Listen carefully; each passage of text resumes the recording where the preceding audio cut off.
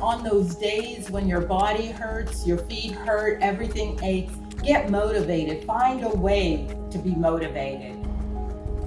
I'm Dr. Betty Moseley Brown. I'm a Marine. I served 14 years in the United States Marine Corps. I'm an author, and I am part of the honored staff of the Department of Veteran Affairs.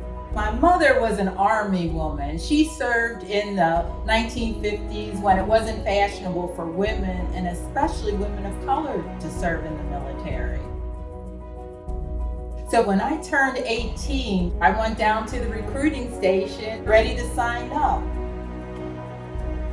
And before I knew it, I was in Paris Island, South Carolina, the land that God forgot. So that's how I ended up in the Marine Corps. The Marine Corps was still separating how enlisted women and enlisted men were trained. I didn't know that in those years, I would be part of the first group that would ever pick up a M16 rifle and have to qualify. During my 14-year career, I had the honor to be with the Military Enlistment Processing Station. And I actually got to see young women going into the Marine Corps. Today, I get to serve veterans families, their caregivers, and survivors.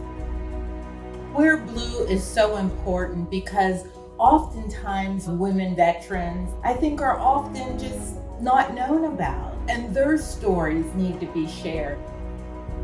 And it's so wonderful that this challenge recognizes their humble service. If you ask any woman, she doesn't want her name up in lights, and she doesn't necessarily need the stars for serving.